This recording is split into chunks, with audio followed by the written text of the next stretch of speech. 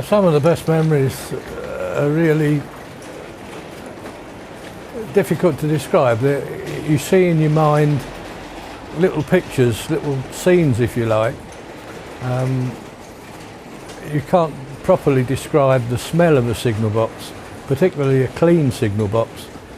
Some were pretty filthy, but the majority of blokes made a point of keeping the brasses polished and the steel levers polished, the floors polished and the windows clean. And there was a certain smell, I suppose like an old stable or something like that. But the memories of trains, particularly steam trains, are divided, I suppose, into particular little incidents. There was a train, for instance, that came from Poplar Docks to Fern Park, where it married up with a section from King's Cross and then went off to Grimsby or somewhere on the east coast, which was usually steam hauled. And it was a B1 on this particular occasion. And instead of marrying in Fern Park, as it was meant to do, the Poplar portion had been cancelled. So it was right away to Grimsby from Finsbury Park. And it was a dark night and a cold night. And the B1 and about 10 or 12 wagons drifted round the corner at Finsbury Park on the down goods line. Realised then that the signal showed that it was clear to go out onto the main line to have a faster run to Doncaster. And from just clanking round the corner, the driver opened this B1 up and square blocks of steam pumped out of the chimney, and this thing barked its way into the night. And I can still see it now, and that's an indecent amount of time ago, really. Other things, again with a steam engine involved. One of the last steam workings was a 1610 Leeds from King's Cross, and that was usually an A3 duty at that time of day. And it was probably the very last few weeks of the steam operation on main line. A cold night, or cold day really, 4 o'clock in the afternoon, the sun had gone from the sky almost, and it was perfectly clear and blue, and a column of smoke could be seen coming from Holloway all the way round past towards Finsbury Park. And this old A3 with about, I don't know, 10 or 11 coaches on, came barking past Finsbury Park in just under 6 minutes, which was pretty good. And it was almost like defiant, you know, I'll show you how these things work better than those old diesel things, or new diesel things. But I can see that now. I'd gone out to get the coal in and noticed this thing, and I stood out there for 3 or 4 minutes watching it come round the corner. You could do that as a boy, you weren't necessary until you had something put in the book. The memories, there were a number of them. One of my favourite being at King's Cross Station. There was a lady who'd come up from the south coast of England, somewhere I know not where, with a friend in a wheelchair, and managed to get the lady in a wheelchair right to Waterloo, and with assistance through to King's Cross Station, whereupon she got on the train, and the train was stopped by a communication cord at Finsbury Park, because the lady had somehow forgotten to put the lady in the wheelchair on the train she'd left on the platform at King's Cross. Caused quite a lot of chaos, that did. At Welwyn Garden City Station, I used to take me pocket money and go down there and watch the trains come through. All steam engines in those days, 1956, 57 time, 58. And I wish I'd paid more attention now, because they're not running through anymore. In 1960, when I became an orphan, we moved to North Wales, and we stayed right next to a railway station in North Wales that my uncle used to work on. And there was 1 or 2 LMS locos went through about 3 or 4 times a day.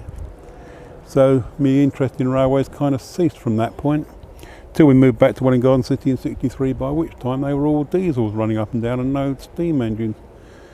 So I wasn't really aware of the transition from one to the other. It was sort of very sudden. Well, like I say, I didn't pay any attention to it. They were always there, and it always seemed like they were always going to be there. So they were a fact of life. That's why I'm very, very keen to see them when they come through now, on the very rare occasions that they do, and not on time as well. It just takes you back, and it's very pleasant. I'm even the same, if a Deltic came through here today, I'd be out here to watch it. It's not just steam engines, it's harking back to another age, really.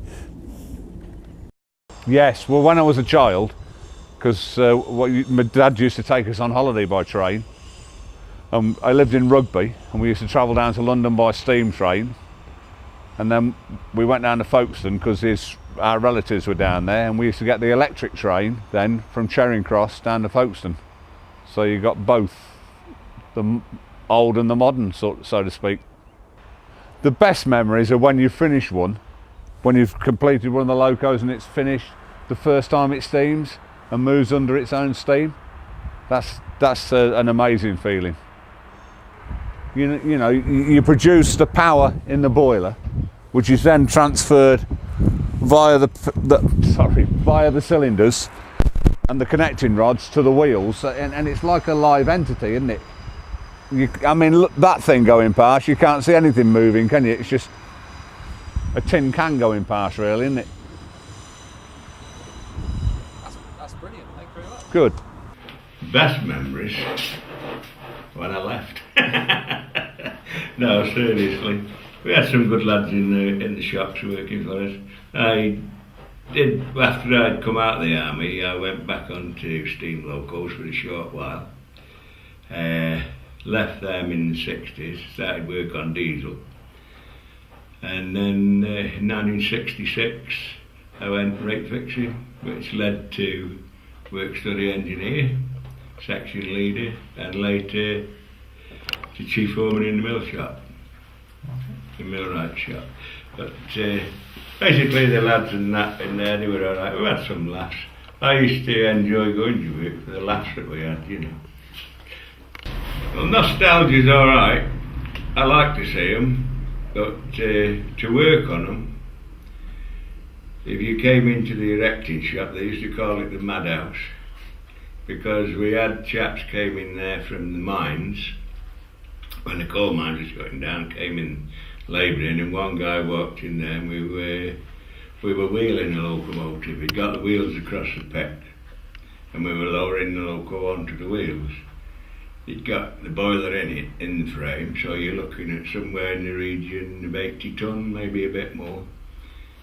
And she's lowering down, and this bloke says, if them hooks come off that, the grab hooks under the tail end of the drag box, he said, if them hooks come off there, he said, all them lads are dead.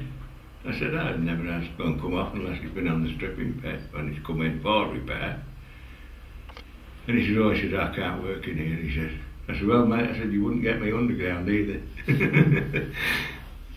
What was it like seeing steam engines working up and down the line all the time? We didn't see much of that, not while you were working in the shops.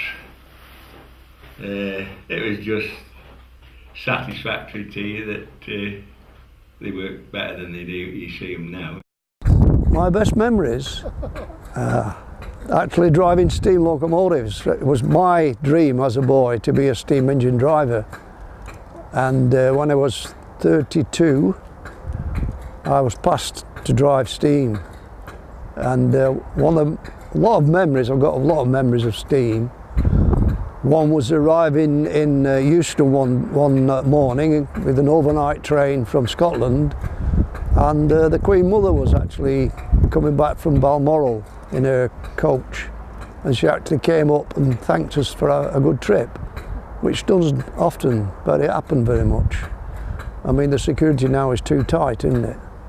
Another one was actually driving the Duchess of Sutherland, which is a Duchess class, which is a Class 8 passenger loco, and that gave us quite a thrill driving Duchesses. Most steam drivers and firemen now working on preserved lines or on the main line will welcome the punters onto the footplate. We used to do it when we went to Scarborough. You'd let the people who'd been in the train have a look on the footplate, and to them that was the biggest thing, made their day. And all the comment we used to get was, isn't it hot? I mean, what do you expect on a steam loco with a fire 2,000 degrees? It's hot.